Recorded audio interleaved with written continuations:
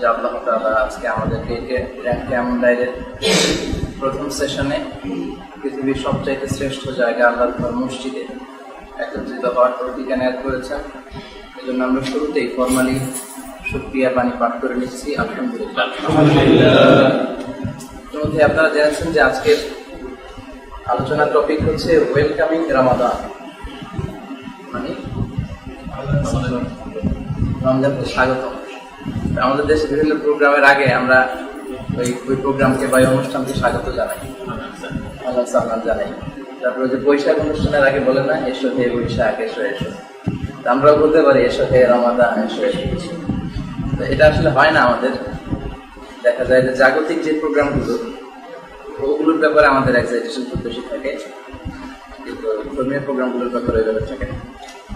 কিন্তু সাহাবারা দেখা যেত যে রমজান আসলে অনেক আগ থেকে রমজানকে সেলিব্রেট করার জন্য, রমজানের বিভিন্ন বিষয়গুলোকে আত্মস্থ করার জন্য মাসখানেক আগ থেকে তারা প্রিপারেশন নিত।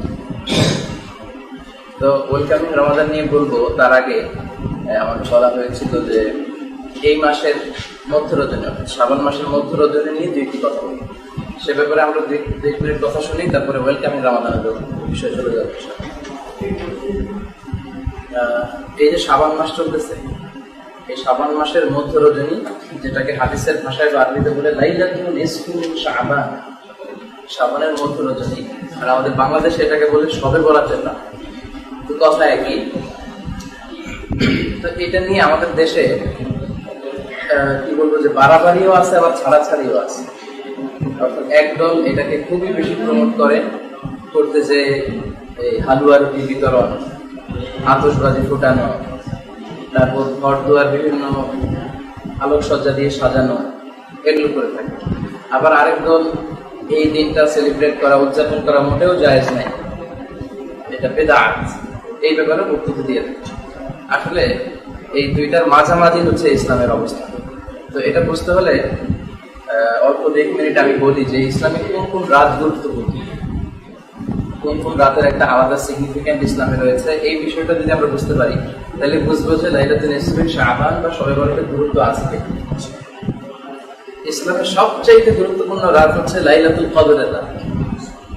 সেটা হচ্ছে রমজানের শেষ দশকের বেজর রাত। যদিও আমরা হঠাৎ করে আমাদের দেশে 27শে রমজানটাকে পালন করা হয় রাষ্ট্রীয়ভাবে, কিন্তু এটা নিশ্চিত না যে 27শে রমজানই লাইলাতুল কদর হচ্ছে। বরং বিশ্বনবী সাল্লাল্লাহু আলাইহি ওয়াসাল্লাম 21 তারিখ রাত, 23 তারিখ, 25 তারিখ, 27 তারিখ, 29 তারিখ, এই 5টা রাতে লাইলাতুল কদরকে তালাশ করতে বলেছেন। তদামিসু ফিল আশরিল আওয়াখির, রমজানের শেষ দশকের বেজর রাত্রিগুলো তোমরা লাইলাতুল কদর তালাশ করো। এটা হতে পারে যে 21 তারিখে হয়ে যাচ্ছে, কিন্তু আমরা উদযাপন করতেছি 27 তারিখে। আবার এমনও হতে পারে যে 25 তারিখে হয়ে যাচ্ছে, আমরা উদযাপন করতেছি 27 তারিখে।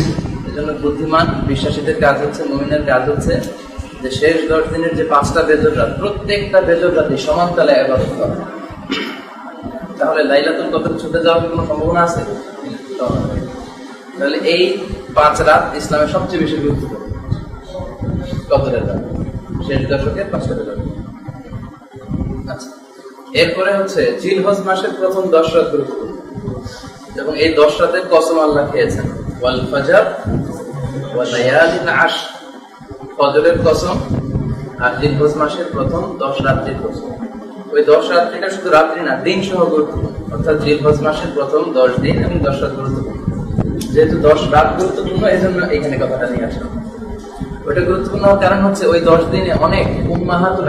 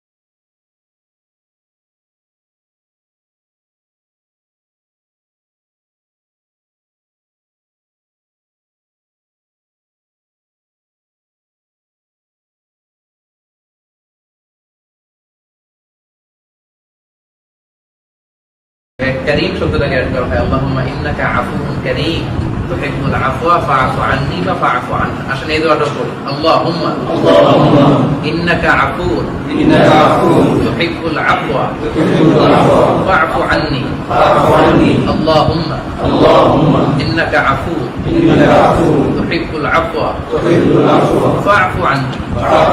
দেখেন অর্থটা কত সুন্দর, আল্লাহুম্মা ইন্নাকা আফুউন, হে আল্লাহ আপনি ক্ষমাশীল, তুহিব্বুল আফওয়া আপনি ক্ষমা করাকে ভালোবাসেন, ফাআফু আন্নি তাই আপনি আমাকে ক্ষমা করেন। হে আল্লাহ আপনি ক্ষমাশীল, আপনি ক্ষমা করাকে ভালোবাসেন, তা আমাকে আপনি ক্ষমা করেন। এজন্য কদরের রাত্রিগুলোতে এই দোয়াটা আমরা বেশি বেশি করি। যাদের এই দোয়াটা মুখস্থ নেই মুখস্থ করে নেবেন। তাছাড়া প্রোডাক্টিভ রমাদানের কয়েকটা সেশন আমরা রাখি, দোয়া মুখস্থ করার সেশন, আমরা ওখানেও শেখাবো ইনশাআল্লাহ।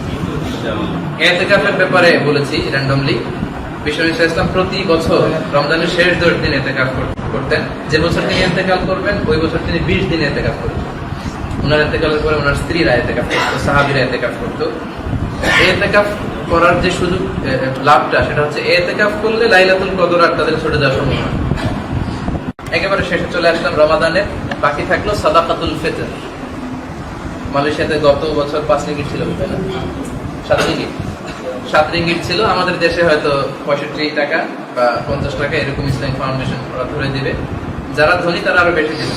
কিসমিসের হিসাব করলে অনেক বেশি, জব গমের হিসাব করলে অনেক কম।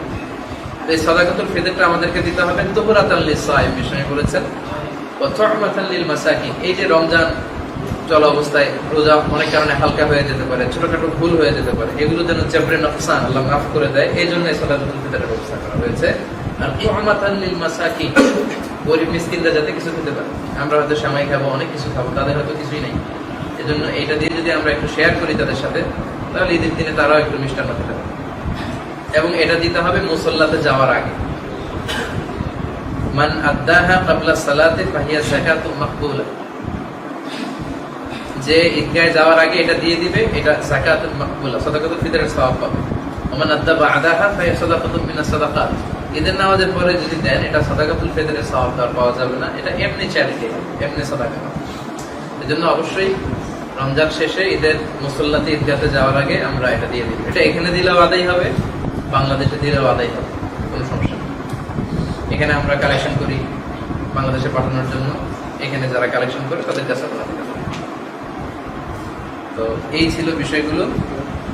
আমার মনে হয় একটা গ্ল্যান্সে আমাদের লিস্টে, প্রায়োরিটি লিস্টে কি থাকা উচিত শুধু নামগুলো একবার করে বলে দিই।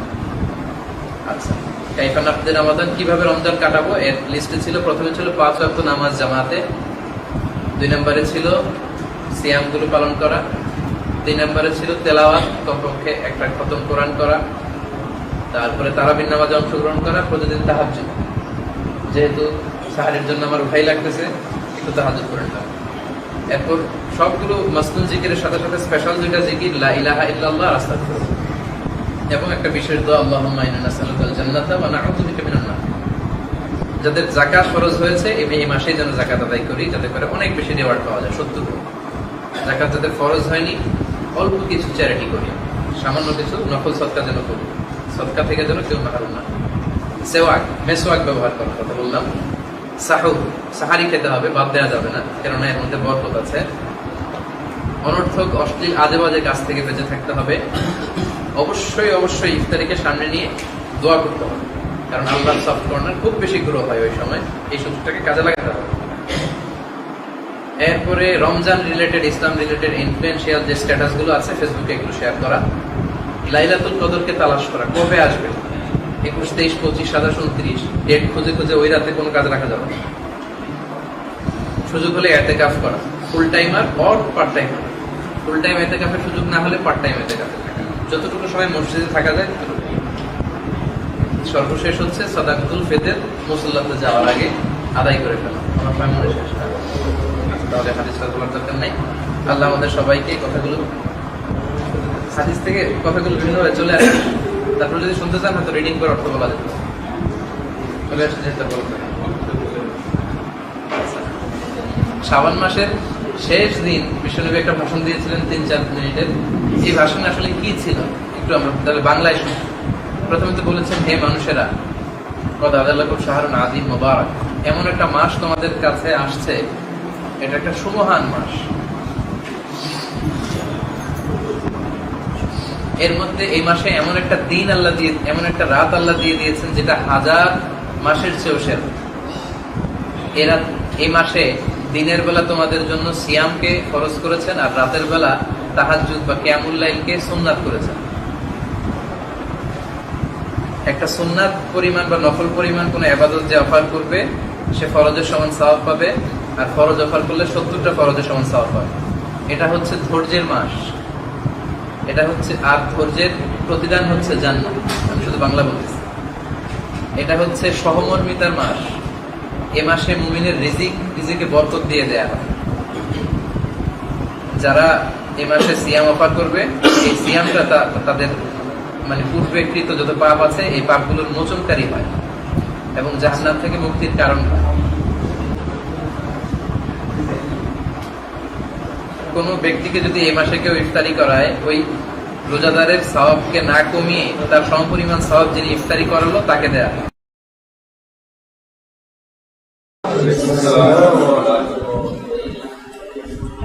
نحمده ونصلي على رسوله الكريم أما بعد فأعوذ بالله من الشيطان الرجيم بسم الله الرحمن الرحيم يا أيها الذين آمنوا كتب عليكم الصيام كما كتب على الذين من قبلكم لعلكم تتقون صدق الله العظيم বাংলাদেশ কমিউনিটি IIUM এর ইসলামাইজেশন কমিটি কর্তৃক আয়োজিত আজকের এই গ্র্যান্ড কিয়ামুল লাইলে যারা উপস্থিত হয়েছেন, আপনাদের সবাইকে জানাচ্ছি আন্তরিক শুভেচ্ছা এবং মোবারক।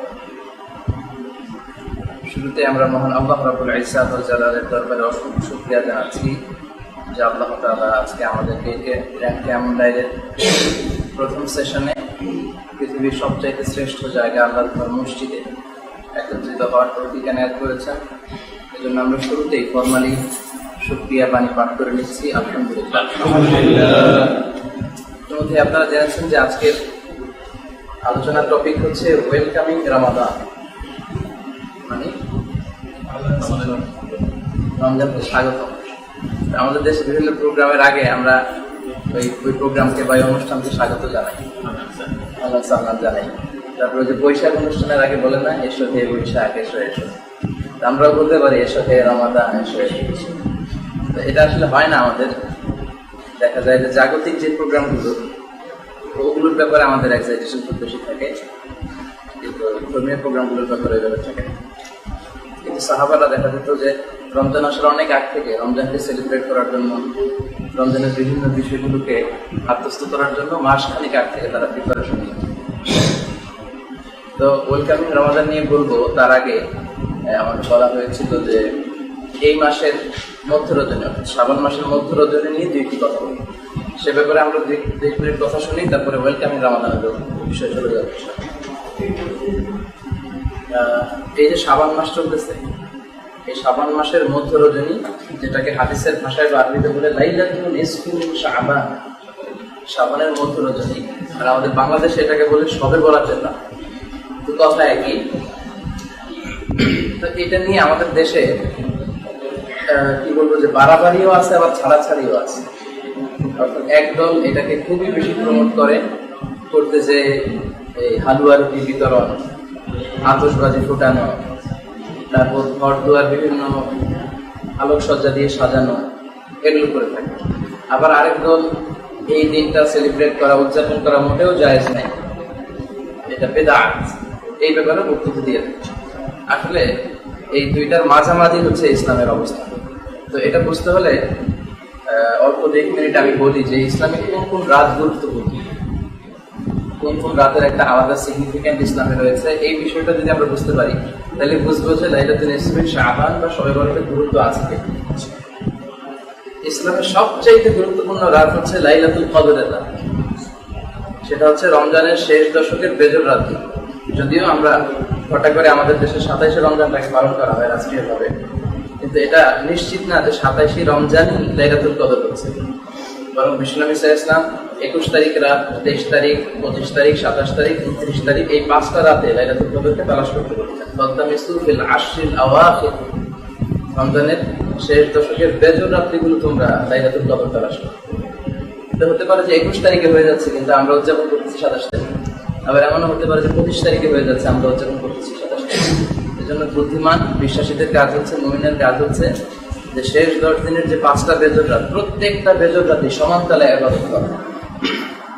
তাহলে লাইলাতুল কদর ছুটে যাওয়ার কোনো সম্ভাবনা আছে? তাহলে এই 5 রাত ইসলামের সবচেয়ে বেশি গুরুত্বপূর্ণ। কদরের রাত শেষ দশকের 5টা বেজর।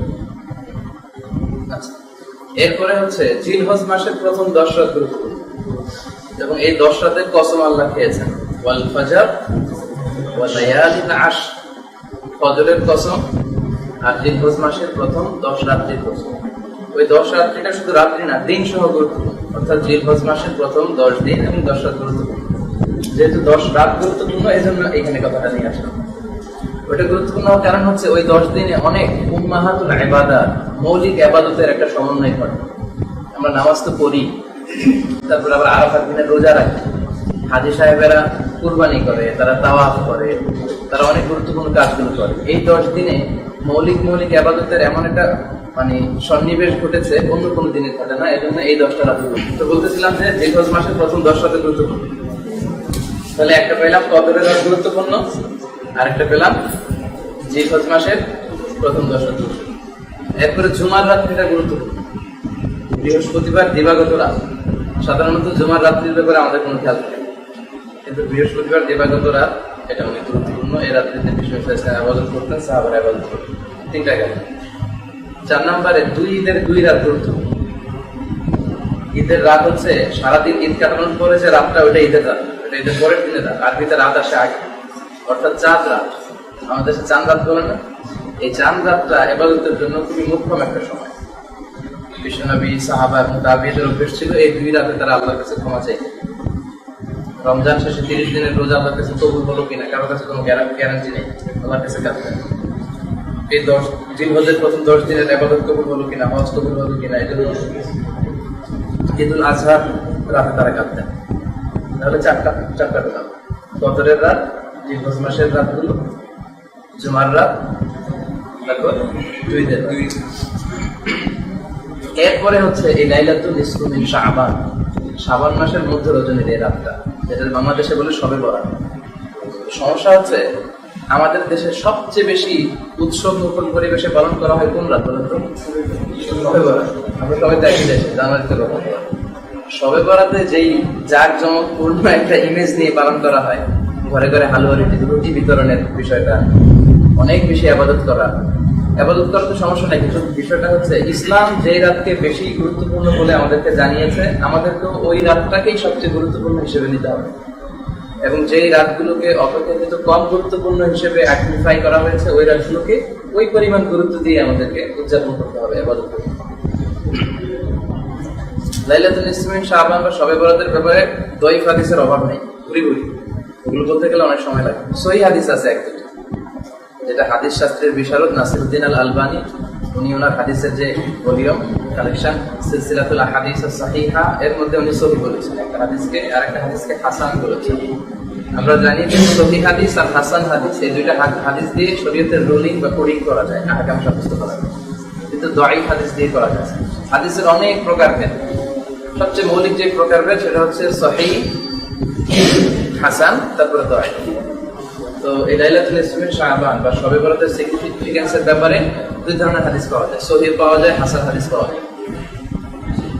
ইন্নাল্লাহা লা ইয়াগফিরু বিহাদিহি লাইলাতি জামিআ ইবাদিহি ইল্লা মুশরিক আও মুশাহিন আও কাতিলু নাফসিন আও জানি।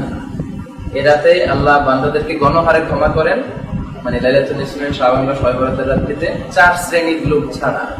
এক হচ্ছে মুশরিকদেরকে আল্লাহ ক্ষমা করেন। 2 হচ্ছে মুশাহিন, হিংসু, অন্যের ব্যাপারে যে অন্তরে হিংসা পুষে রাখে। 3 নম্বরে হচ্ছে কাতিলু নাফস, অন্যায় ভাবে কেউ যদি কাউকে হত্যা করে, বিচারিক হত্যা হোক, যদি অন্যায় ভাবে হত্যা হইলে সে। 4 নম্বরে হচ্ছে জানিয়া, ব্যভিচারী বা ব্যভিচারী। এই 4 শ্রেণীর লোককে আল্লাহ গুরুত্বপূর্ণ রাতেও ক্ষমা করেন, বাকি সবাইকে ক্ষমা করেন। তাহলে একটা সিগনিফিকেন্স পাওয়া গেল এই রাতে। এই হাদিসটা সহিহ। আর একটা হাসান হাদিস আছে, ওখানেও টেক্সটটা একই রকম, ওই চারটার জায়গায় শুধু দুইটার কথা আছে, ইল্লা মুশরিক আও মুশাহিদ, তাহলে ঘুরে ফিরে কথাই। তো এই দুইটা হাদিস থাকার কারণে, একটা সহিহ আর একটা হাসান, এই দুইটা হাদিস পাওয়ার কারণে এই রাতের যে একটা গুরুত্ব আছে ইসলামে, এটা প্রমাণিত। তাছাড়া আরেক দিক থেকেও এই রাতের একটা গুরুত্ব ফুটে ওঠে, সেটা হচ্ছে এমনি ইন জেনারেল প্রতি মাসের 3 দিন রোজা রাখা সুন্নাহ, এগুলোকে বলে আইয়ামুল বিদ, অর্থাৎ 13, 14, 15। তো লাইলাতুল নিসফ মিন শাবান, শাবানের কত রজনী আপনারা জানেন? শাবান মাসের কত তারিখে সবাই বলা হয়? 14 তারিখ দিবাগত রাত। তাহলে ওই যে সুন্নাত হাদিসের সাথে এটা মিলে যাচ্ছে না? কারণ প্রত্যেক মাসের 3 দিন রোজা রাখা সুন্নাহ, 13, 14, 15। আবার লাইলাতুল নিসফ মিন শাবান বা শবে বরাতটাও পড়ে গেছে 14 তারিখে। সো ওই হাদিসের এটার দ্বারাও কিন্তু এটা সাপোর্টেড হচ্ছে। আর কোন আহকামের ব্যাপারে, শরীয়তের কোন হুকুম সাব্যস্ত করার ব্যাপারে যদি কোনো সহিহ হাদিস পাওয়া যায়, সহিহ হাদিস দিয়ে যদি ওটা সাব্যস্ত হয়, তারপরে ঘুরি ঘুরি দঈফ হাদিস যদি ওটাকে সাপোর্ট করতে চায়, সেগুলোকে নেওয়া যায়, সমস্যা নেই। যেমন একটা দঈফ হাদিস আছে খুবই প্রসিদ্ধ, ওই রাতে মা আয়েশার ঘরে বিশ্বনবী থাকতেন। রাসূলুল্লাহ সাল্লাল্লাহু আলাইহি ওয়াসাল্লাম এট এ টাইমে 9 জন স্ত্রী বেঁচে ছিল। তিনি ভাগ করে পালাক্রমে এক দিন এক স্ত্রীর সাথে সময় কাটাতে পারতেন। তো মা আয়েশার ঘরে যেদিন ছিল লাইলাতুল নিসফ মিন শাবানের, ওই রাতে তিনি বিশ্বনবীকে খুঁজে পাচ্ছেন। উনি ভাবলেন অন্য কোন স্ত্রীর ঘরে গেল, বিশ্বনবীর খুঁজতে আরম্ভ করলেন। দেখেন অন্য কোন স্ত্রীর ঘরের বাইরে বিশ্বনবীর জুতা নেই। পরে বাকি আল গারকাত, মানে জান্নাতুল বাকি বা মাকবারাতুল বাকি জানরা বলি, ওখানে যেয়ে দেখলেন বিশ্বনবী হাত তুলে ইবাদত করতেছেন, আল্লাহর কাছে চাইতেছেন, দোয়া করতেছেন। অনেক লম্বা কথা। তখন বিশ্বনবী আয়েশাকে বললেন, তুমি কি জানো এই রাতটা কেমন রাত? মা আয়েশা বললেন, আল্লাহু ওয়া রাসূলুহু আ'লাম, আল্লাহ রাসূল ভালো জানে। ওনারা দিনের সাথে এভাবেই বলতেন। তখন বিশ্বনবী বললেন যে এই রাতটা এমন রাত, এ রাতে আল্লাহ এত সংখ্যক মানুষকে ক্ষমা করে। ওই সময়ে বনু কালব একটা গোত্র ছিল, যে গোত্রের ছাগল বা মেষের সংখ্যা ছিল অনেক বেশি। বিশ্বনবী বললেন, বনু কালবের লোকদের কাছে যত পরিমাণ মেষ বা ছাগল আছে, ওই ছাগলের গায়ে যত পরিমাণ পশম আছে, তার চেয়েও বেশি পরিমাণ সংখ্যক লোককে আল্লাহ এরাতে মাফ করে। এরাতের কোনো গুরুত্ব নেই, এই কথাটাও যেমনি ঠিক না। আবার এই রাতটা সবচেয়ে বেশি গুরুত্বের রাত। আবার বলা হয় যে এই রাতে ভাগ্য পরিবর্তন হয়, সারা বছর কি খাবেন কি করবেন এ রাতে লিখে রাখা হয়, যেন বেশি বেশি আলু রুটি খান, সারা বছর ভালো ভালো জিনিস খাইতে পারবেন। এই বিষয়গুলোর সাথে ইসলামের কোনো সম্পর্ক নেই। সহিহ হাদিসের আলোকে যে দুইটা হাদিস বললাম, শুধু এতটুকুই আছে, এতে করে ফুটে ওঠে যে এই রাতে আল্লাহ ক্ষমা করেন। যারা বিরোধিতা করে তারা বলে প্রতিদিনই মাঝ শেষ রাতে আল্লাহ প্রথম আকাশে মনোনিবেশ করেন, বান্দাদেরকে ক্ষমা করেন। তারা বলে এটাও ওই দিনের মতো একটা রাত, আলাদাভাবে জেগে থাকার দরকার নাই। তো আসল বাস্তবতা হচ্ছে প্রতিদিনের কথা থাকলেও এই রাতের কথাটা স্পেশাল ভাবে আরো একটা টেক্সটে পাওয়া যায়। প্রতিদিনের অবস্থা একরকম, আর এই রাতের বিষয়ে যদি আলাদা কিছু টেক্সট পাওয়া যায়, এজন্য ডিনাই করার সুযোগ নেই যে না। এজন্য সবচেয়ে ইনসাফ হচ্ছে মধ্যম পন্থা অবলম্বন করা, মানে মাঝামাঝি থাকা। যতটুকু গুরুত্ব দেওয়া হয়েছে তাতে করে ওই যে রাতগুলো বললাম, ওই রাতগুলোর পরে অবস্থানে ধরা যায়।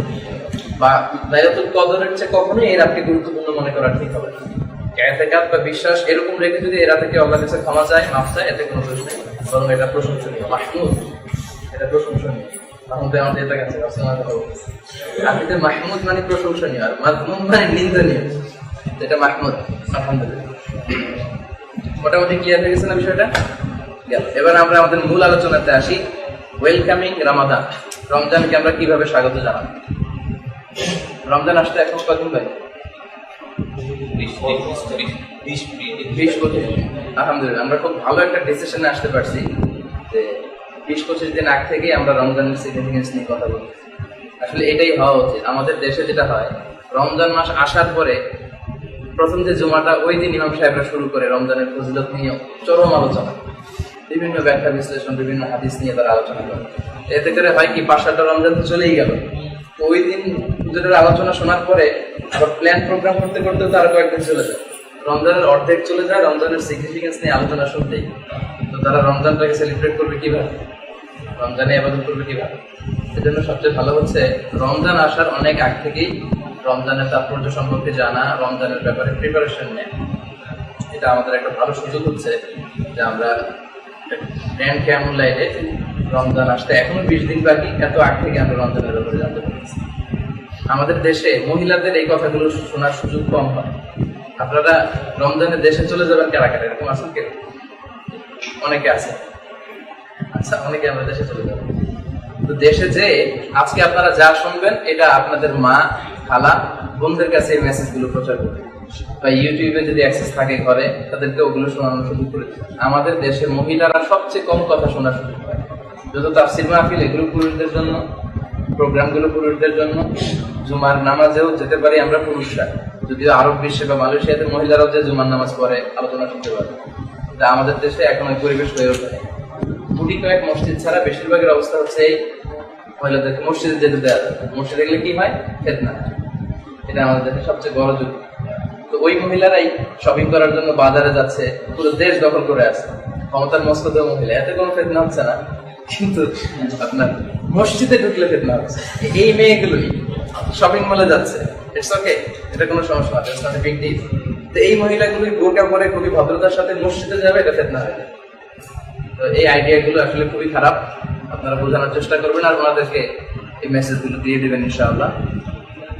আর মহিলাদের মধ্যে যেটা হয়, তারা খুব অথেন্টিক সোর্স থেকে লেখা বই পড়া সুযোগ পাইব। আমাদের দেশে দেখবেন বেহেশতি জিয়াওর একটা বই আছে, তারপরে মুকসুদুল মুমিনিন একটা বই আছে। এটা ধরেন মা, খালা, নানি, চাচি, এদের সবার কাছে এটা পাওয়া যায়। তার চেয়ে বড় সমস্যা রমজানে যেটা হয়, এই রমজানে পেঁয়াজ না খেলে তো আমাদের চলবেই, আলুর চপ, বেগুনি, এই হরেক রকমের মুখরোচক আইটেম করতে করতে আসলে কিন্তু আমাদের মা বোনদের ইবাদতের সুযোগ থাকে না। আমি আমার বাসায় পার্সোনালি খুব এটার বিরোধী থাকি। দেখা যায় যে আম্মা সারাদিন এগুলো রান্না বান্না করতে করতে, সব ঘরে একই অবস্থা, রক্ষণশীল যে ফ্যামিলি, মা ঘর সামলায়, তারা এই ইফতারের বিভিন্ন আইটেম করতে করতে দেখা যায় যে তারা বেশ সময় তারা ক্লান্ত হয়ে পড়ে, তাদের ঘুমানো লাগে, তাহাজ্জুদের এগুলো তারা সময় দিতে পারে না। এই জন্য ইফতারিটা খুবই সাদামাটা হওয়া দরকার। রমাদান মাস সিয়াম, এটার সাথে খুব খাওয়া দাওয়ার কোনো সম্পর্ক নেই, এবং কম খাওয়া দাওয়ার একটা ভালো সম্পর্ক আছে। কম খেলেই খুব প্রোডাক্টিভ হয়েছে আপনারা রমজান কাটাতে পারে। এই জন্য এই মেসেজগুলো তাদেরকে দেওয়া দরকার। দেখা যায় যে সারাদিন এগুলো করার পরে ওরকম অ্যাপ্রিসিয়েশন আমাদের কাছ থেকে পায় না আমাদের মা বোনেরা। বাস্তবতা যেটা, যে আসলে আমরা আমাদের মাদেরকে, মানে এই যে আমাদেরকে এত কষ্ট করে রান্না করে খাওয়ায়, এই জন্য স্পেশালি আলাদা করে থ্যাঙ্কস দেওয়া হয়েছে নাকি? কখনো খেয়াল করে দেখেন তো যে মা তোমাকে অনেক থ্যাঙ্কস, এই যে এত কষ্ট করে রান্না করে খাওয়া। মাকে পছন্দ করে কিন্তু আসলে বলা হয় না। স্বামীদের অবস্থা অনেকটা এরকম, স্ত্রীদের প্রশংসা, রান্নার প্রশংসা, এগুলো করা হয়, এগুলো করা উচিত। আচ্ছা, ওয়েলকামিং রমাদানের আলোচনাটা এটা 3 ভাগে আমি ভাগ করেছি। প্রথম ভাগ হচ্ছে ফাদিলাতুর রমাদান, রমজানের ফজিলতের ব্যাপারে প্রথমে বলবো। 2 নম্বরে বলবো কাইফা নুরাহিবু রমাদান, মানে হাউ টু ওয়েলকাম রমাদান, কিভাবে রমজানকে আমরা স্বাগত জানাবো। 3 নম্বরে বলবো কাইফা নাকদি রমাদান, হাউ টু পাস রমাদান, রমজান আসলে আমাদের কেমন করে উদযাপন করা হবে। তাহলে প্রথমে বলবো ফাদিলাতুর রমাদান। মহান আল্লাহ তাআলা মহাগ্রন্থ আল কোরআনে ইরশাদ করছেন, ইন্না ইদ্দাতাশ শুহুরি ইনদাল্লাহি 12 শাহরা, নিশ্চয়ই আল্লাহ তাআলার কাছে মাসের সংখ্যা 12টা। এই 12টা মাসের মধ্যে সবচেয়ে শ্রেষ্ঠ মাস হচ্ছে এই রমজান মাস। এটাকে বলা হয় সাইয়্যিদুশ শুহুর, মানে মাস সমূহের নেতা, লিডার মাস। সব মাসের নেতা হচ্ছে এই রমজান মাস। এর কারণ হচ্ছে শাহরুর রমাদান আল্লাযী উনজিলা ফীহিল কুরআন, এই মাসে কোরআন নাযিল হয়েছে। আবার আল্লাহ বলছেন যে ইয়া আইয়ুহাল্লাযীনা আমানু কুতিবা আলাইকুমুস সিয়াম, যে আয়াতটা দিয়ে আমরা শুরু করেছিলাম, কামা কুতিবা আলাল লাযীনা মিন ক্বাবলিকুম লাআল্লাকুম তাত্তাকুন। হে যারা বিশ্বাস স্থাপন করেছো, তোমাদের উপর রোজা ফরজ করা হয়েছে যেমনি ভাবে তোমাদের আগের উম্মতদের উপর রোজা ফরজ হয়েছে। আগে ফরজ করা হয়েছে এটা বলে আমাদেরকে সান্ত্বনা দেওয়া হবে, তাহলে 30টা রোজা আমাদের উপর, আমরা কি দোষ করলাম বিশ্বনবীর উম্মত, এরকম একটা ভাব চলে আসে। এই ভয়ের কোনো কারণ নাই, শুধু আমাদের উপরে রোজা ফরজ না, আগেও সব জাতির উপর রোজা ফরজ ছিল, তবে ভার্সনটা ভিন্ন ছিল, এক একজনের ভার্সন ছিল এক এক রকম। আমাদের 30টা, কারো হয়তো ছিল 5টা, কারো 10টা, কারো আবার এমন ছিল রাত থেকে শুরু করে ফজর পর্যন্ত না খেয়ে থাকতে হবে তাহলে রোজা। আদম আলাইহিস সালামের সময় আবার আইয়ামুল বীদ, মাসের 13, 14, 15 এই 3টা ছিল ফরজ। আবার আমাদেরও এই রোজা, রমজান মাসের 30 রোজা ফরজ হওয়ার আগে আশুরার রোজাটা আমাদের জন্য ফরজ ছিল। যখন এই 30 রোজা ফরজ করা হয় তখন আশুরার রোজা সুন্নাত হয়ে যায়।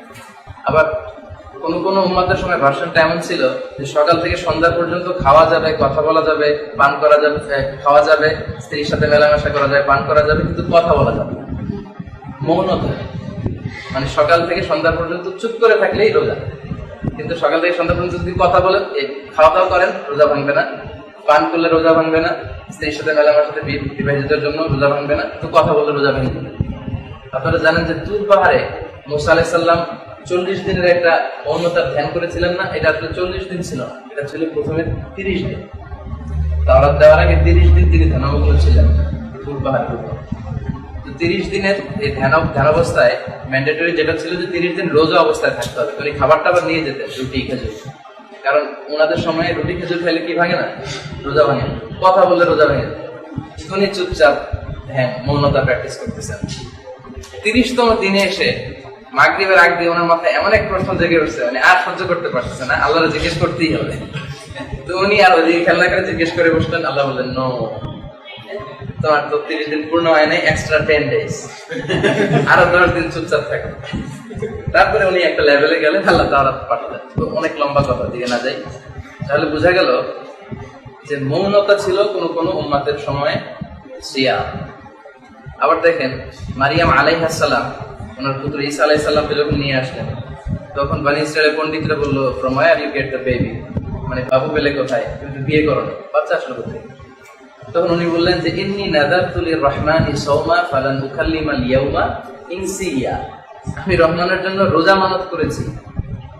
উনি ইঙ্গিত দিয়ে বুঝালেন, আমি রোজা মানত করেছি, আজকে কোনো কথা হবে না, কথা বলবো। তার মানে কথা বললে ওনার রোজা ভেঙে যাবে। তার মানে রোজাটা ছিল কারোর জন্য 5টা, কোনো উম্মতের জন্য 10টা, কারোর জন্য 3টা, কারোর জন্য রাত থেকে সকাল পর্যন্ত না খেয়ে থাকা, কারোর জন্য সারাদিন চুপ থাকা, এই সিস্টেমে ছিল। তবে সবার জন্য রোজা ছিল। এটাই আল্লাহ বললেন, কামা কুতিবা আলাল্লাযিনা মিন ক্বাবলিকুম, তোমাদের পূর্বে যারা ছিল তাদের উপর রোজা ফরজ ছিল। এটা ফাজিলত কি? এটা হচ্ছে লাআল্লাকুম তাত্তাকুন, তোমরা মুত্তাকি হবে, তোমরা আল্লাহ ভীরু হবে, আল্লাহ সচেতন হবে। তার মানে রোজা রাখলে তাকওয়াটা ডেভেলপ করে, কারণ রোজাটা কেবল আল্লাহর জন্যই রাখা হয় এবং আল্লাহ নিজেই এই রোজার প্রতিদান দেন। অন্যান্য যে কোনো ইবাদত আপনি আসলে আল্লাহর জন্য রাখতেছেন কিনা এটা দেখার সুযোগ আছে, রোজাটা দেখার সুযোগ নেই। যেমন সারাদিন আপনাদের সাথে আমি না খেয়ে থাকলাম, কিন্তু কোনো এক সময় আমার রুমে যে দরজা জানলা বন্ধ করে আমি পানি খেয়ে ফেলি, আমি যে পানি খেয়ে ফেলছি বাইরে আসার পরে কি বোঝা যাচ্ছে? তাহলে শুধুমাত্র কেবলমাত্র আল্লাহর ভয় যার অন্তরে থাকে সেই সিয়াম পালন করতে পারে। এই জন্য সিয়ামের প্র্যাকটিসের মাধ্যমে তাকওয়ার লেভেলটা ডেভেলপ করে। এখন এই তাকওয়াটা কি? খলিফাতুল মুসলিমিন আমিরুল মুমিনিন উনি উবাই ইবনে কাব রাদিয়াল্লাহু তাআলা থেকে প্রশ্ন করেছিলেন যে মা হুয়া তাকওয়া, উবাই তুমি বলো তো যে তাকওয়াটা কি? উনি প্রশ্নের উত্তর না দিয়ে আবার প্রশ্ন করে বললেন, আমা সালাকতা তরিকান যা শাউকিন, তুমি কি মরুভূমিতে কাঁটাযুক্ত কোন রাস্তা দিয়ে, মানে এমন রাস্তা চার দিকে শুধু ক্যাকটাস, এরকম কোন রাস্তা দিয়ে কি তোমার হাঁটার সুযোগ হয়েছে? ওমর বললেন, বালা, হ্যাঁ আমি হেঁটেছি। তো কাইফা সালাকতা ফিহা, তুমি কেমন ভাবে হেঁটেছো? উনি বললেন, শাম্মারতু ওয়াজতাহাতু, মানে আমার রুমাল, আমার জুব্বা সব টেনে আঁটো করে এমন ভাবে সতর্ক ভাবে হেঁটে গিয়েছি যাতে করে কাঁটা গায়ে না লাগে। উবাই বললেন, যালিকা হুয়া তাকওয়া, এটাই তো তাকওয়া। মানে পৃথিবীতে চলতে যে পাপ পঙ্কিলতার হাতছানি থাকবে, অন্যায়ের হাতছানি থাকবে, বিভিন্ন ধরনের ওয়াসওয়াসা থাকবে, এই সবগুলো পাপ থেকে নিজেকে ডিটাচ করে আল্লাহ সন্তুষ্টির জন্য এমন ভাবে পৃথিবীতে চলতে হবে যাতে করে এই পাপ পঙ্কিলতা আমাদের গায়ে স্পর্শ করতে না পারে, এটাই হচ্ছে তাকওয়া। বুখারীর বর্ণনায় পাওয়া যায়, ওমর ফারুক রাদিয়াল্লাহু আনহু উনি থাকতেন ফি আওয়ালিল মদিনা, মদিনার উঁচু এলাকাতে, এবং সেখান থেকে রাত্রেবেলা ছদ্মবেশে নিচু এলাকাতে দেখতেন যে কার কি সমস্যা। সারা রাতে এরকম ছদ্মবেশে উনি দেখতেন। সাথে একজন সৈনিক নিয়ে উনি যেতেন এক একদিন এক এক রাতে। একবার আওয়ালিল মদিনা থেকে নেমে নিচু এলাকাতে ঘুরে ফিরে উনি ফিরে আসতেছেন ফজরের আগে। এক বাড়ির ভেতর থেকে উনি আওয়াজ শুনতেছেন, এক বৃদ্ধা মহিলার কণ্ঠ। সে তার যুবতী মেয়েকে ডেকে বলতেছে যে তাড়াতাড়ি উটের দুধের সাথে পানি মিশিয়ে দাও, ফজরের পরে যে বাজার বসবে মদিনাতে চওড়া দামে বিক্রি করা যাবে। তারপর উনি কিন্তু দেখতেছেন না, শুধু কণ্ঠগুলো আবিষ্কার করতেছেন। তারপরে চিকন কণ্ঠের যুবতী কণ্ঠের মেয়ের কথা শুনতেছেন। মেয়ে বলতেছে যে মা, তুমি কি জানো না খলিফাতুল মুসলিমিন আমিরুল মুমিনিন ফরমান জারি করেছে, মদিনার বাজারে কোনো উটের দুধের সাথে যদি পানি মিশানো হয় এটা প্রমাণিত হলে কঠিন সাজা দেওয়া হবে। তো মা তার মেয়েকে বলতেছে, এখন তো ওমরও নাই, ওমরের সৈনিকও নাই, কেউ তো দেখতেছে না, তুমি তাড়াতাড়ি পানি মিশাও ফজর হওয়ার আগে। তারপরে মেয়ে যে উত্তরটা দিয়েছিল সেটা এখানে আলোচ্য বিষয়। এই কথা শুনে মেয়ে বলল যে লাউলা রাআ উমারু লা রাআ রাব্বু উমার, এর মানে হচ্ছে মা, ওমর যদিও নাও দেখে, ওমরের রব কিন্তু দেখে। লাউলা রাআ উমার, যদিও ওমর দেখছে না ঠিকই, কিন্তু লা রাআ রাব্বু উমার, ওমরের রব দেখতেছে। এটা হচ্ছে তাকওয়া। ওমর দেখবে না, পুলিশ দেখবে না, ইউনিভার্সিটির সিকিউরিটি দেখবে না, কেউ দেখবে না, ফ্রেন্ডসরা দেখবে না, কিন্তু আল্লাহর ভয়ে পাপ থেকে বেঁচে থাকা, অন্যায় থেকে বেঁচে থাকা, নিজেকে হেফাজত করা, এটা হচ্ছে তাকওয়া। তো লাআল্লাকুম তাত্তাকুন, সিয়াম পালনের মাধ্যমে এই তাকওয়ার গুণটা আমাদের মধ্যে ডেভেলপ করে। এখন আলোচনা কি চলতেছে মনে আছে তো? ফাদিলাতুর রমাদান, রমজানের ফজিলত। বিশ্বনবী এই মাসের ব্যাপারে বলেছেন, হুয়া শাহরুন আউয়ালুহু রাহমা ওয়া আওসাতুহু মাগফিরাহ ওয়া আখিরুহু ইতকুম মিনান নার। এটা এমন মাস যে মাসের প্রথম দশক রহমতের, দ্বিতীয় দশক হচ্ছে মাগফিরাতের, তৃতীয় দশক হচ্ছে জাহান্নামের আগুন থেকে নাজাত। এটা একটা লম্বা হাদিসের কাটা অংশ। ওই হাদিসটাকে মুহাদ্দিসিনরা দাঈফ বলেছে। দাঈফ হলে ওই হাদিসে কাটা কাটা এমন এমন চমৎকার কথা আছে যেগুলো অন্যান্য জায়গায় সহিহ হাদিসে পাওয়া যায়, ফলে এই হাদিসটা গ্রহণ করতে কোনো সমস্যা নেই। আরেকটা সহিহ হাদিসে পাওয়া যায়, বিষ্ণু বলেন, ফিল জান্নাতি সামানিয়াতু আবওয়াব মিনহা বাব ইউসাম্মা আর-রায়্যান লা ইয়াদখুলুহু ইল্লা সাইমুন মান দাখালাহু লাম ইয়াদমা আবাদা। জান্নাতে অনেক দরজা, একটা দরজা আছে স্পেশাল যেটার নাম রায়্যান। এই হাদিসটা জানার কথা, জানি না আমরা যে রায়্যান একটা দরজা আছে, এটা স্পেশালি শুধু রোজাদারদের জন্য। রোজাদাররা ছাড়া কেউ ঢুকতে পারবে না এই দরজা দিয়ে। আর একবার যে ঢুকবে সে আর জীবনে তৃষ্ণার্ত হবে না, তার তৃষ্ণা শেষ, তৃষ্ণা চলে যাবে। সিয়াম আর কোরআনকে আল্লাহ স্পেশালি শাফাআতের সুযোগ দিবেন। কোরআন এবং সিয়াম in the day of judgement specially শাফাআত করবে। ফাইয়ুশাফাআন, তাদের শাফাআতকে অ্যাকসেপ্ট করা হবে, গ্রহণ করা হবে। এরপরে বাইহাকী শরীফের একটা হাদিস, সালাসু দাওয়াতিন মুস্তাজাবা, তিন ব্যক্তির দোয়াকে আল্লাহ কখনো ফেরায় না।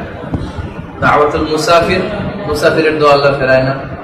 দাওয়াতুল মাজলুম, অত্যাচারী ব্যক্তির দোয়া আল্লাহ ফেরায় না। 3 নম্বর হচ্ছে দাওয়াতুস সাইম, রোজাদারের দোয়া ফেরায় না। এজন্য ইফতারিকে সামনে রেখে দোয়া করা এটা খুব চমৎকার একটা অপরচুনিটি, যেটা আমাদের 30 দিনে নিতে হবে। কারণ ওই সময় আল্লাহ ফেরেশতাদের সাথে আর্গুমেন্ট করে, তোমরা না বলছিলে যে মানুষ বানানো যাবে না, তারা মারামারি করবে, হরতাল করবে, পিটাপিটি করবে, কিন্তু দেখো এত কিছুর পরেও তারা কিন্তু আমাকে ভয় পায়। সামনে খাবার আছে, খাওয়ার সুযোগ আছে, কিন্তু খাচ্ছে না, শুধুমাত্র কেবলমাত্র আমার ভয়। তো এই যে আমার সফট কর্নারটা এখানে একটু গ্রো করতেছে, এই সুযোগটাকে কাজে লাগাইতে হবে। কাজে লাগায় যার যত দোয়া আছে, আমরা এখানে বেশিরভাগই সিঙ্গেল আছি, আমাদের অনেক দোয়া রয়ে গেছে, তাই না? বিভিন্ন দোয়া, রিজিকের দোয়া, ভালো একটা লাইফ পার্টনার আমাদের জীবনে আসুক সেটার দোয়া, মুসলিম উম্মার কল্যাণের দোয়া। আমাদের দেশে তো যা শুরু হয়েছে, বড় বড় আলেমরা চলে যাচ্ছে, আর বজ্রপাতে মানুষ মরতে শুরু করছে। কিছুদিন আগে আর্থকুয়েক শুরু হয়েছিল, এখন আবার অন্য ডাইমেনশনে আল্লাহর গজব আসতে শুরু হয়েছে। তো অনেক কিছু চাওয়ার আছে আল্লাহর কাছে, সব বিপদ থেকে মুক্তি, নিজের ক্যারিয়ারের জন্য দোয়া, দোয়ার তো শেষ নাই। এজন্য সবচেয়ে মোক্ষম সময় হচ্ছে ইফতারিকে সামনে রেখে, যেহেতু আল্লাহর সফট কর্নারটা খুব বেশি গ্রো করে, তখন ওইটাকে কাজে লাগাই ফেলতে হবে। মুমিনদের কাজ হচ্ছে সুযোগ কোথায় আছে আখিরাত কামানো, ওইটা খুঁজে খুঁজে তারা করে। আচ্ছা, এরপরে আরেকটা হাদিস, বুখারীর বর্ণনা, খুবই প্রসিদ্ধ হাদিস রমজানের ব্যাপারে, ইদা জাআ রমাদান ফুতিহাত আবওয়াবুস সামা ওয়া গুলিকাত আবওয়াবু জাহান্নাম ওয়া সুফিদাতিশ শায়াতিন। আরেক বর্ণনা ওয়া সুসিলাতিশ শায়াতিন। যখন রমজান আসে, আকাশের দরজাগুলোকে খুলে দেয়া হয়। আকাশ মানে হেভেন, জান্নাতের দরজা খুলে দেয়া হয়, জাহান্নামের দরজা বন্ধ করে দেয়া হয়, শয়তানকে চেইন আপ করা, শিকলবন্দি করা হয়। এই হাদিসটা শোনালে আমাদেরকে অনেকে যে প্রশ্নটা করে যে শয়তানকে যদি শিকলবন্দি করা হয়, তাহলে রমজানেও তো অনেক খুন খারাপই ঘটে। রমজানে অনেক মানুষ নামাজ তরক করে, রমজানে জিনা ব্যভিচারও হতে পারে, অনেক খারাপ কাজ হতে পারে। শয়তান চেইন আপ থাকলে এই খারাপ কাজ হয় কিভাবে? এটার অনেকগুলো উত্তর আছে। উত্তর নাম্বার 1, সেটা হচ্ছে শয়তানকে শিকলবন্দি করা হয়, কিন্তু মানুষের মধ্যেও এক ধরনের শয়তান আছে। সবসময় শয়তানের ইয়েতে থাকতে থাকতে সে নিজেও শয়তান হয়ে গেছে। কারণ আল্লাযী ইউওয়াসউইসু ফি সুদুরিন নাস মিনাল জিন্নাতি, মানুষের অন্তরে ওয়াসওয়াসা শুধু জিনরাই দেয় না, মানে শয়তানই দেয় না। মিনাল জিন্নাতি ওয়ান নাস মানে কি? মানুষ। ওয়াসওয়াসা শয়তানও দেয়, মানুষও দেয়। তো জিন শয়তানকে আল্লাহ চেইন আপ করে, মানুষ শয়তানকে তো চেইন আপ করে। মানুষ শয়তানের কুমন্ত্রণায় এরকম দুর্ঘটনা করতে পারে, একটা কাজ। নাম্বার 2 হচ্ছে আপনার আত্মার 2টা দিক, নাফসে আম্মারা আর নাফসে মুতমাইন্না। মাঝে মাঝে আছে লাওয়ামা, ওটা বাদ দিলাম। আম্মারা, মুতমাইন্না। মুতমাইন্না মানে নাফসটাকে সে এমন ভাবে প্রিপেয়ার করেছে আল্লাহর ইবাদত, ভালো কাজের মধ্য দিয়ে, এটা এমন একটা লেভেলে এটা চলে এসেছে, এই নাফস আর কখনো তাকে খারাপ কাজের দিকে ডাইরেক্ট করবে, সবসময় ভালো কাজের দিকেই করবে। কিন্তু এই লেভেলে পৌঁছতে পারে এরকম মানুষের সংখ্যা কম। আরেকটা হচ্ছে নাফসে আম্মারা, ইন্নান নাফসা লাআম্মারাতুন বিসু, সবসময় খারাপ দিকেই বলে। তো নাফসে আম্মারকে তো আল্লাহ চেইন আপ করেন। আপনি যদি নাফসটাকে কলুষিত করতে করতে এমন পর্যায়ে নিয়ে যান যখন আর শয়তানের প্রয়োজন হবে না, ওই নাফসই আপনাকে খারাপ দিকে ডাইরেক্ট করবে। আরেকটা আয়াতে আল্লাহ বলছেন ওয়া নাফসি ওয়া মা সাওয়াহা ফাআলহামাহা ফুজুরাহা ওয়া তাকওয়াহা। নাফসের দুইটা দিক, একটা ফুজুর আর একটা তাকওয়া। নাফস আপনাকে পাপাচারিতার দিকেও ডাইরেক্ট করবে, আবার তাকওয়ার দিকেও করবে। নাফসকে যদি আপনি ওইভাবে লালন পালন করে ওই পর্যায়ে নিতে পারেন, এটা আপনাকে শুধু ভালো দিকে যেতে পারবে। আর নাফসকে কলুষিত করতে করতে এমন একটা পর্যায়ে নিয়ে গেলে এই নাফস আর আপনাকে ভালো দিকে কিছু করবে না, শুধু খারাপ দিকেই সে ধাবিত করবে। তো রমজান মাসে নাফসকে তো আর চেইন আপ করা হয়। সারা 11 মাস আপনি যদি অন্যায়ের সাথে লিপ্ত থাকেন, রমজান মাসে ওই অন্যায়ের সার্কেল থেকে বের হয়ে আসা অনেক কঠিন। দুইটা উত্তর নাম্বার 3, সেটা হচ্ছে এই যে ফ্যানটা ঘুরতেছে না, আমাদের টিচাররা এটা বলতো, ঘুরতেছে তো না, এই ফ্যানের সুইচটা কি এখন অন নাকি অফ? অন। দ্যাটস হোয়াই এটা ঘুরতেছে। এই ফ্যানের সুইচটা যদি এখন অফ করে দেই, সাথে সাথে কিন্তু ফ্যানটা বন্ধ হবে। এটা বন্ধ হতে 1-2 মিনিট সময় নেবে। আচ্ছা, অফ করে দিলে সুইচটা কি অন না অফ? সুইচ অফ, তাহলে ফ্যান ঘুরতেছে কেন? এর কারণ হচ্ছে যে অনেকক্ষণ ঘোরার কারণে অফ করার পরেও সে থামতে 1-2 মিনিট সময় নেয়। ওই যে গতির থাকে। 11 মাসে আপনি যদি অন্তরকে কলুষিত করে নিজেকে শুধু আজে বাজে পাপ কাজ, অনর্থক কাজ, অশ্লীল কাজের সাথে নিজেকে রাখেন, এরপর রমজানে ভালো হয়ে যেতে চান, এটা থামতেও তো সময় লাগে। ওই ধাক্কাই হয়তো রমজানের 30 দিন চলে যায়, 15-20 দিন চলে যায়, ওই সময় অন্যায় কাজগুলো। এজন্য শয়তানকে আসলেই চেইন আপ করা হয়, শিকলবন্দি করা হয়, মানুষকে ওয়াসওয়াসা যে দিবে এটা বাধাগ্রস্ত করা হয় তাদেরকে। হাদিসটা আসলে ঠিক। আচ্ছা, কোরআন নাজিল হয়েছে রমজান মাসে। শুধু কোরআনই কিন্তু রমজান মাসে নাজিল হয়। যত আসমানি কিতাব আছে বাকি সবগুলোই রমজান মাসে। তাওরাত, জাবুর, ইনজিল, সুহুফে ইব্রাহিম, মুসা সব রমজান মাসে। এবং ইসলামের বড় বড় বিজয়গুলো রমজান মাসে। বদরের যুদ্ধ, যে যুদ্ধটার উপর নির্ভর করতেছিল ইসলামের পরবর্তী অগ্রগতি, ইসলাম থাকবে কি থাকবে না, মিটে যাবে নাকি সামনের দিকে এগোবে। এই বদরের যুদ্ধের 313 জন শেষ হয়ে গেলে সব শেষ। আর তারা জিতে যাওয়ার কারণে আজকে আমরা এতদূর। তো সেই বিজয়টা হয়েছে কত রমজানে? 17ই রমজানে। ফাতহে মক্কা এটাও হয়েছে রমজান মাসে। এরকম অনেক বড় বড় বিজয় আমরা রমজান মাসে দিয়েছি। এই হাদিসগুলো টেস্টগুলো বললাম রমজানের ফজিলত বোঝার জন্য, যে কত মহিমান্বিত একটা মাস আমাদের সামনে আসতেছে। আমরা শাবান শেষ করে ফেলতেছি, আজকে বোধহয় শাবানের 5 বা 6 তারিখ। বাংলাদেশে 22 তারিখে শবে বরাত বা লাইলাতুল নিসফিন শাবান, সেই হিসেবে এখানে হয়তো 21 তারিখ। তার মানে খুব অল্প কিছুদিন আছে রমজান আসলে। এবার আমরা শুনবো কাইফা নুরাহিবু রমাদান, হাউ টু ওয়েলকাম রমাদান। সাহাবারা, বিশ্বনবী এবং তার সাহাবারা কিভাবে রমজানকে ওয়েলকাম জানাতেন। রমজানের 2 মাস আগ থেকেই বিশ্বনবী এবং তার সাহাবারা রমজানকে ওয়েলকাম জানাতেন। রজব মাস থেকেই বিশ্বনবী করতেন আল্লাহুম্মা বারিক লানা ফি রজব ওয়া শাবান ওয়া বাল্লিগনা রমাদান। হে আল্লাহ, রজব এবং শাবান মাসের বরকত তুমি আমাদের নসিব করো, আর রমজান মাসে আমাদেরকে পৌঁছে দাও। শাবান মাস যখন আসতো তখন বিশ্বনবী করতেন আল্লাহুম্মা বারিক লানা ফি শাবান ওয়া বাল্লিগনা রমাদান। আল্লাহ শাবানের বরকত দাও, রমজানে পৌঁছে দাও। তো আমরা এখন কোন মাসে?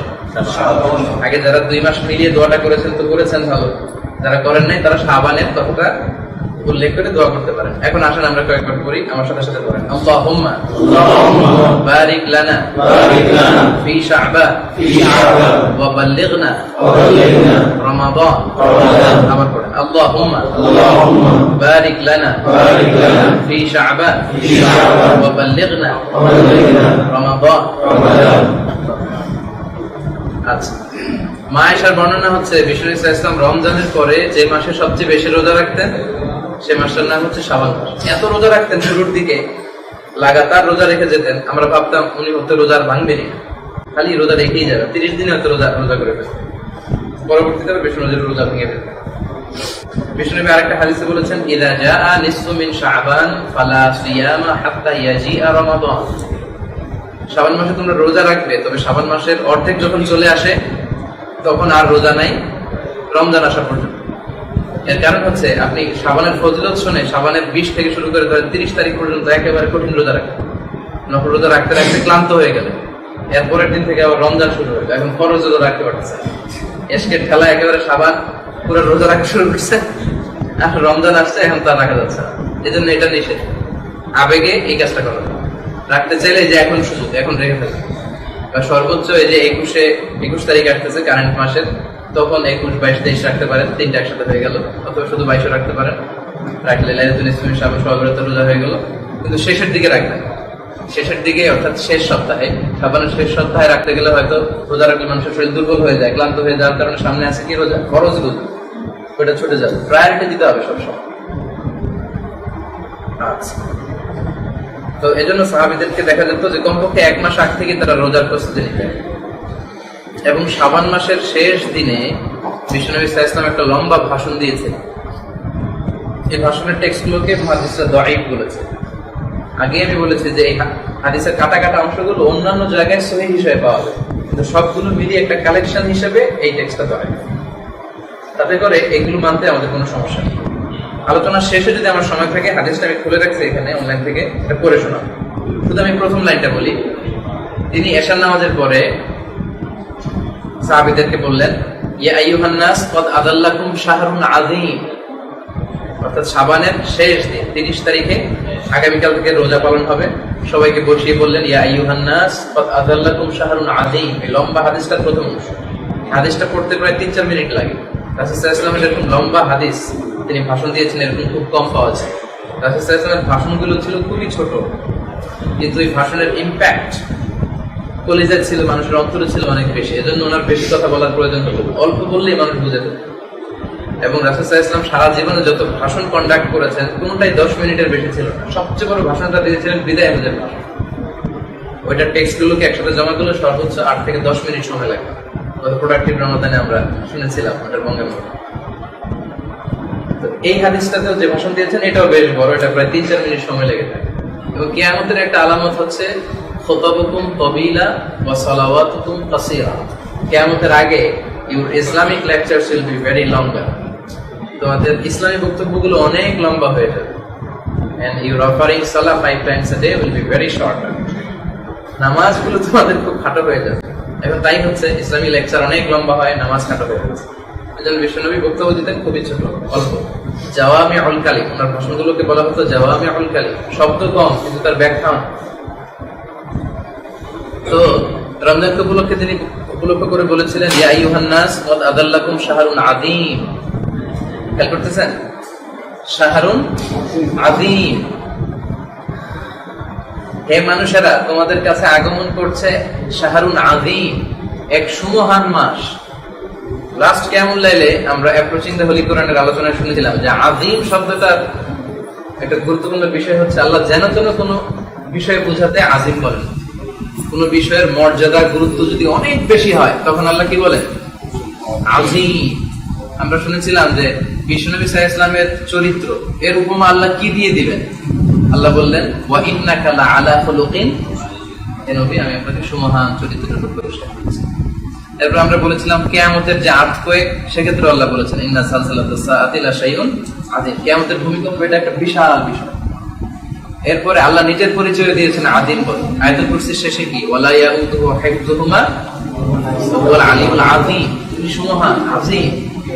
এরপরে ব্ল্যাক হোল, ব্ল্যাক হোলের নাম শুনেছেন না আপনারা? এই ব্ল্যাক হোলের বিষয়টাও কিন্তু স্পেসে, মহাকাশে একটা ব্যাপক বিষয়। এটা রেঞ্জে কোন তারকা যদি যায়, যত বড় সাইজের হোক, ইভেন গ্যালাক্সি গুলোকেও মনে হয় এটা চুষে খেয়ে ফেলতে পারে, তাই না? এই ব্ল্যাক হোলকে আরবিতে বলে মাওয়াকিউন নুজুম। এই মাওয়াকিউন নুজুমের কসম খেতে যে আল্লাহ বলেছেন আযীম, ফালা উকসিমু বিমাওয়াকিউন নুজুম ওয়া ইন্নাহু লাকাসামুন লাউ তা'লামুনা আযীম।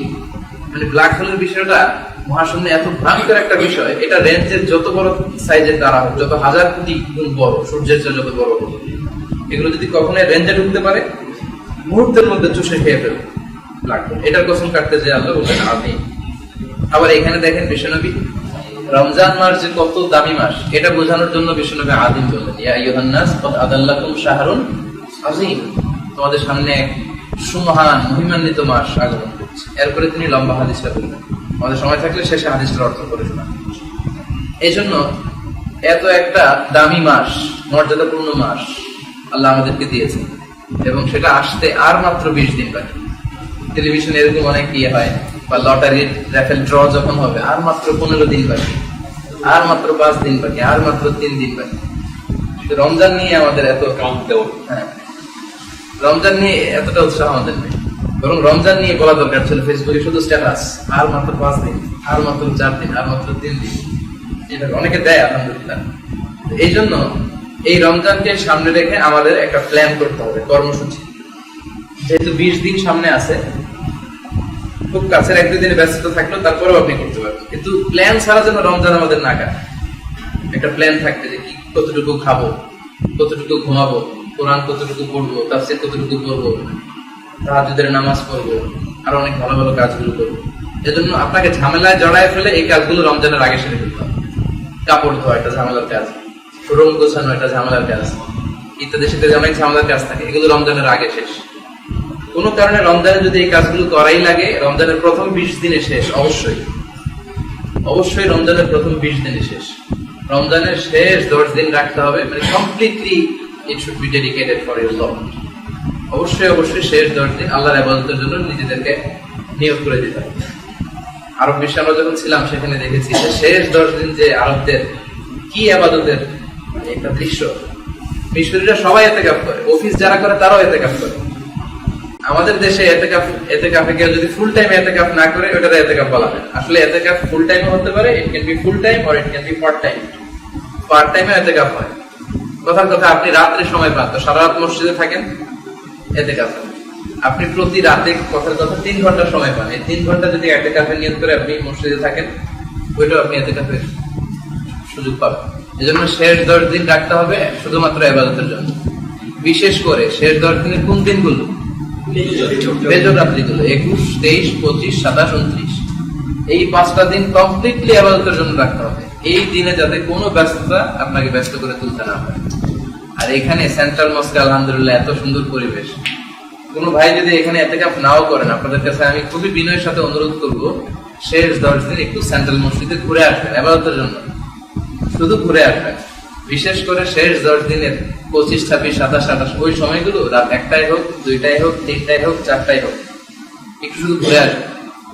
আমার অনুরোধটা যেন আপনাদের খেয়াল থাকে, যাদের ইতিকাফে বসার সুযোগ হবে না তাদেরকে অ্যাটলিস্ট ঘুরে আসার আমি অনুরোধ করতেছি। এই শেষ 10 দিনে যদি সেন্ট্রাল মস্কে যান, আপনি দেখবেন যে আল্লাহর প্রিয় বান্দারা কিভাবে তাদেরকে সমর্পণ করতেছে আল্লাহর ইবাদতের জন্য। কেউ দাঁড়িয়ে দাঁড়িয়ে দোয়া পাঠ করতেছে, কেউ তেলাওয়াত করতেছে, কেউ তাহাজ্জুদের নামাজ, মানে ডাইভার্স ন্যাশনালিটিস, পৃথিবীর সব দেশের লোকেরা এখানে আছে। কত লোকেরা যে কত ভাবে ইবাদত করতে জানে, কিভাবে যে নিজেকে সমর্পণ করা যায় স্রষ্টার সামনে, সেটা আপনি দেখতে পাবেন। যদি শেষ 10 দিন এখানে যদি থাকেন, অবশ্যই অবশ্যই আপনি সেন্ট্রাল মস্কে যাবেন। তো এই জন্য আমাদের একটা প্ল্যান থাকতে হবে, এবং এই প্ল্যানে আমাদের কি থাকা উচিত, কোন বিষয়গুলো প্রায়োরিটি দেওয়া উচিত, সেটা আমরা এখন বলবো। কাইফা নাকদি রমাদান। আচ্ছা, আমার সময় একটা মিনিট। এবার আমরা বলবো এই রমজানটা আমরা কিভাবে কাটাবো, আমাদের প্ল্যান প্রোগ্রামে কি থাকবে। অবশ্যই অবশ্যই সর্বপ্রথম থাকবে হচ্ছে সালাত, 5 ওয়াক্ত নামাজ জামাতের সাথে আদায় করা। এই রমজানে একটা নফল অফার করলে একটা ফরজের সমান সওয়াব, একটা ফরজ অফার করলে 70টা ফরজের সমান সওয়াব। এত বড় সুযোগ তো আমাদের আসবে না। আর আমরা আগামী রমজান পাবো কোন গ্যারান্টি আছে? কোন গ্যারান্টি? যে কোনো সময় চলে যেতে পারে। এজন্য সামনে যে রমজান আসতেছে, এটাই আমাদের জন্য সবচেয়ে বড় মোক্ষম সুযোগ। আমাদের 5 ওয়াক্ত সালাত যেন জামাতের সাথে হয়, অন টাইম জামাতের সাথে। 2 নম্বরে হচ্ছে সিয়াম। যেহেতু রমজান মাসে রোজা রাখা ফরজ, এই সিয়াম গুলো আমরা পালন করবো যদি না অসুস্থ হয়ে না থাকে। এখানে কয়েকজন লোকদের জন্য ছাড় আছে, যেমন মারিজ যারা অসুস্থ, তারা গুনে রাখবে কয়টা রোজা কাজা হলো, পরে কাজা করবে। অথবা মুসাফির, সফর যদি খুব কষ্টদায়ক হয়, গুনে রাখবে, পরে আদায় করবে। হায়ের অর্থাৎ মেনস্ট্রুয়েশনাল পিরিয়ড যাদের চলছে, মাসিক হচ্ছে মেয়েদের, তারা রোজা রাখতে পারবে না, তারা গুনে পরে রাখবে। আরেকটা হচ্ছে হারাম।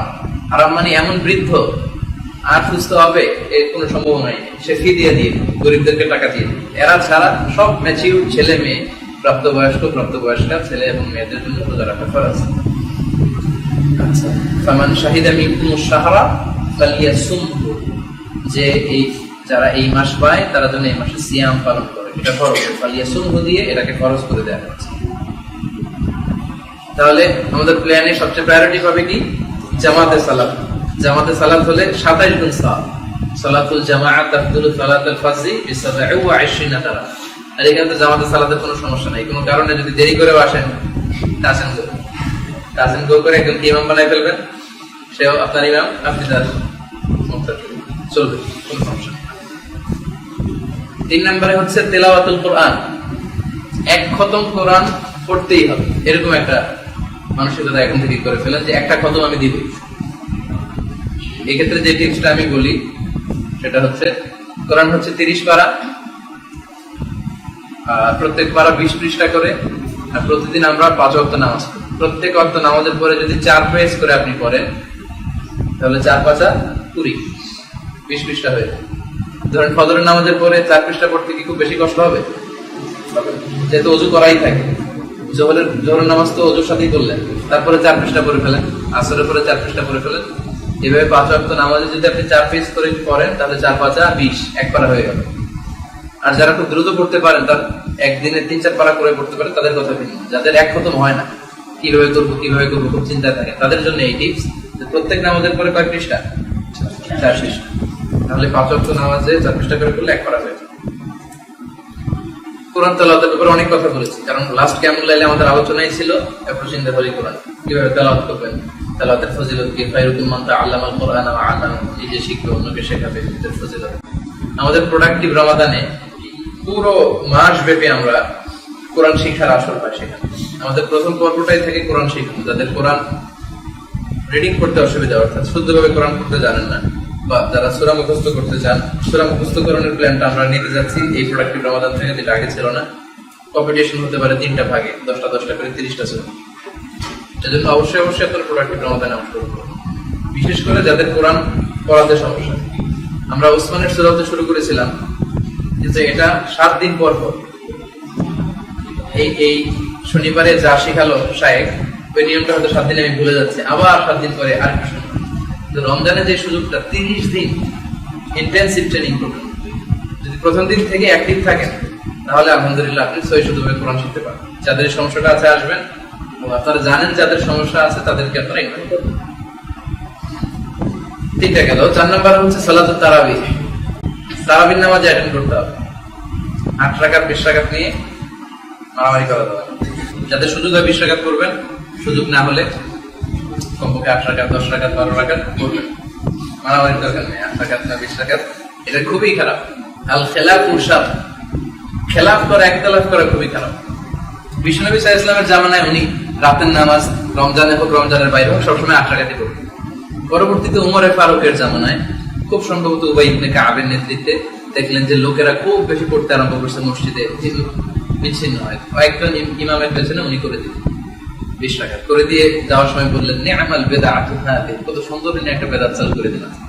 তো ওনাদের আসলে বেদাত চালু করার অথরিটি ছিল। সাহাবারা কোনো বিষয়ে ডিসিশন নিলে ওইটা ইজমা হয়ে যায়, ইজমার গুরুত্ব রাখে, তো সেটা মানা উচিত আমাদের। আর যদি কারো সমস্যা থাকে যে না 20 রাকাত অনেক কষ্ট হয়ে যায়, 8 রাকাত পড়তে পারেন, সমস্যা নেই। তবে there is no rushing in সালাত, নামাজে কোনো তাড়াহুড়ো নাই। আমাদের একটা সালাতের ওয়ার্কশপ আছে, যে ওয়ার্কশপের মূল কথা হচ্ছে নামাজে কোনো তাড়াহুড়ো নেই। আমাদের দেশে যে সমস্যাটা হয়, 20 রাকাতের পক্ষে মারাত্মক, আবার ট্রেনটাও হার মানায়, রেলগাড়ির পিছনে পড়ে যাবে ওনাদের তারাবির নামাজের সামনে, আবার 20 রাকাত পড়তেই হবে। 20 রাকাতেরও খুব আশেক, আবার তাড়াতাড়ি করারও আশেক। এটা করা যাবে, তাড়াহুড়ো করে নামাজ পড়া যাবে।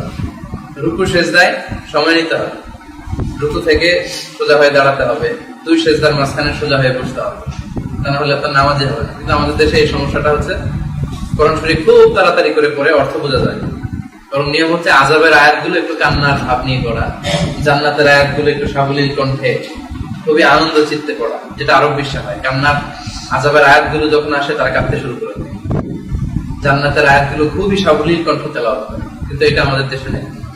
এই জন্য 8 রাকাত 12 রাকাত এটাতে কোনো সমস্যা নেই, যার যতটুকু সুযোগ 20 রাকাত করাটাই ভালো, তাদের সুযোগে 20 রাকাত করবে। যেহেতু এটা হচ্ছে রিওয়ার্ড কামায় নেওয়ার মাস, এই মাসে যত পড়া যায়। যেমন ব্যবসার একটা মৌসুম থাকে, যারা ব্যবসা করে তারা কি কখনো বলবে যে রমজানের আগে দোকান না খুললে কি কোনো সমস্যা আছে? এই কথাও কি কারো জিজ্ঞেস করতে আসবে? কিন্তু পাগলের মতো দোকান খুলবে, সারা বছরের অন্যান্য সময় দোকান বন্ধ রাখলেও ঈদের আগ দিয়ে সে কখনোই দোকান বন্ধ রাখে, কারণ ওইটা ব্যবসার মৌসুম। ইবাদতের স্পেশাল মৌসুম হচ্ছে রমাদান, তো যত বেশি ইবাদত করে নেন। তাহলে সালাতুত তারাবিহ আমরা করি, বিশ্রামের নামাজ সালাতুত তারাবিহ। আমাদের দেশে তারাবিহ নামকরণ করা হয়, কিন্তু আসলে বিশ্রাম নেয় না। আমাদের দেশে নাম দেওয়া দরকার কি দেওয়া যায়? সালাতুত তাসঈদ বলা যায়, সালাতুস সুউবা বলা যায়, মানে কষ্টের নামাজ। হ্যাঁ, কোনো রিল্যাক্স হয়। মিশরে সবচেয়ে সুন্দর যে মসজিদ, মসজিদ রহমান রাহিম, সাইকোনে দেখে আসেন মেজদির ভাই হইতেছিল তখন। এটা পাশেই, এই বৌসের পাশেই তোশিবা কোম্পানির মালিক করে দিচ্ছে। বর্তমানে এটা মিশরের সবচেয়ে সুন্দর মসজিদ, খুবই চমৎকার পরিবেশ। আমরা ইফতারি করে সেখানে চলে যাইতাম। ঢুকার সময় আমাদেরকে এরকম একটা করে মিনারেল ওয়াটার বোতল দিত আর একটা খেজুরের ছোট্ট বক্স দিত। এটা দিত কেন? কারণ সালাতুত তারাবি, বিশ্রামের নামাজ, 4 রাকাতের পরে বিশ্রাম নিতে হবে না? বিশ্রামের সময় যদি চা, কফি, খেজুর এগুলো না থাকে। ওখানে শায়েখ 8 রাকাত করতেন, কিন্তু আমাদের হোস্টেলে 20 রাকাত, জামে আজহারের জামে মসজিদে 20 রাকাত, 4 রাকাত পর পর কারি চেঞ্জ হতো। বলতো আল-নাফর আলা কিরাআতে ওয়ার্শ, ওয়ার্শের কিরাআতে পড়বো, হামজা কুলবুলের কিরাআতে পড়বো, কিরাআত চেঞ্জ করে দেবো। কিন্তু ওই মসজিদে 8 রাকাত করা হতো। তো খুবই লম্বা সময় নিয়ে সে 8 রাকাত আমাদের দেশের 40 রাকাতের সময়, অর্থাৎ আমাদের দেশে 20 রাকাত করতে যতটুকু সময় লাগে তার চেয়ে অনেক বেশি সময় নিয়ে তিনি 8 রাকাত করেন। ভরাট গলা, অন্ধ একজন শায়েখ। সোমালিয়ার জন্য, সোমালিয়াতে তখন দুর্ভিক্ষ, উনি টাকা তুলতেছেন, কালেকশন করতেছেন। তো উনি অন্ধ। উনি বললেন যে প্রিন্সেস ডায়নার জামা বিক্রি হয়, অমুক অমুক নেতাদের জামা বিক্রি হয়, আমি অন্ধ লোকটাকে তোমরা কি পছন্দ করো? ভাই বলতেছে জি, আমরা পছন্দ করি। উনি বলতেছে আমি শায়েখ রজব জাকি, আমার এই জুব্বাটা বিক্রি করবো। কে আছে? মানে ওই টাকাটা ইয়ের জন্য, হ্যাঁ, ফান্ড রেজ করা হচ্ছে সোমালিয়ার জন্য। ওনার জুব্বাটা এক লোক দ্বারা বলতেছে আমি 1 মিলিয়ন পাউন্ড দিয়ে কিনলাম। উনি বলতেছে লোকটারে আমার কাছে একটু নিয়ে আয়, আমি তো দেখবো না তারে, আমি একটু ধরে দেখি। এরকম কেটে কেটে বলতেছে। তো সেও খুব মুখলেস লোক ছিল, সে বলতেছে না আমি যাবো না। তো সবাই বলতেছে যে শায়েখ আপনার একটু ধরে দেখতে চায়। তো নিয়ে আসা হলো, শেষ পর্যন্ত তার জড়ায় ধরে উনি কাঁদলেন। উনি বলতেছে আজকে তোরে ধরে দেখলাম, জান্নাতে তোরে আমি দেখবো। এরপরে হচ্ছে সালাতুত তাহাজ্জুদ, তাহাজ্জুদের নামাজ। এটা আল্লাহর কাছে অনেক প্রিয়। প্রচন্ড ঘুমকে স্যাক্রিফাইস করে যে নামাজটা অফার করা হয় এটাকে বলে সালাতুত তাহাজ্জুদ। কি বলে? আরবিতে ঘুমের আলাদা আলাদা আরবি আছে। ঘুমের প্রথম যে স্তর, ড্রোজি ফিলিং হয়, এটাকে বলে নুআস। কি বলে? নুআস। এরকম হচ্ছে আর কি চলতে গেলে এরকম যে ঝুমনি আসে, এটা হচ্ছে নুআস। নুআস শব্দটা কোরআনে আছে। দ্বিতীয় স্তরের নাম হচ্ছে সিনা। সিনা মানে হচ্ছে শর্ট ন্যাপ বা লাইট স্লিপ, ছোট্ট ঘুম।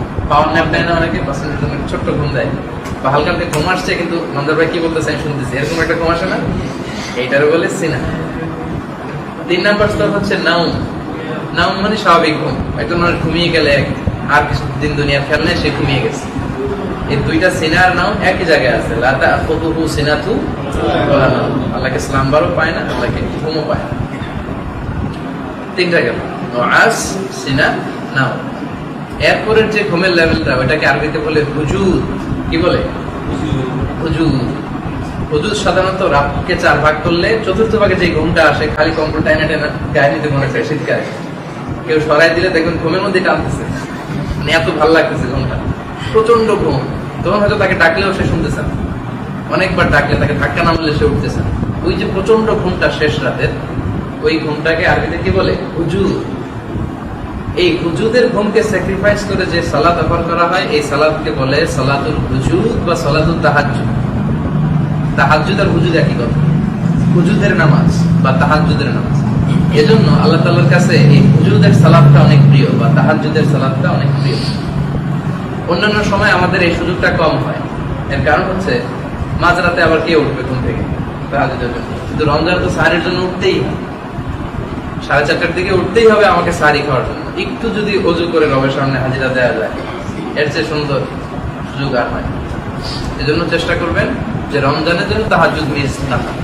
যেহেতু আমি সাহারি খাওয়ার জন্য উঠতেছি, সো ওযু করে আমরা 2 রাকাত 4 রাকাত তাহাজ্জুদ করে যেন আল্লাহর কাছে কিছু চাই, ইনশাআল্লাহ বলে সবাই। এরপরে ওই যে একটা লম্বা হাদিসের কথা বলছি, সেখানে 2টা স্পেশালি জিকিরের কথা আছে। সব জিকিরগুলো করবেন।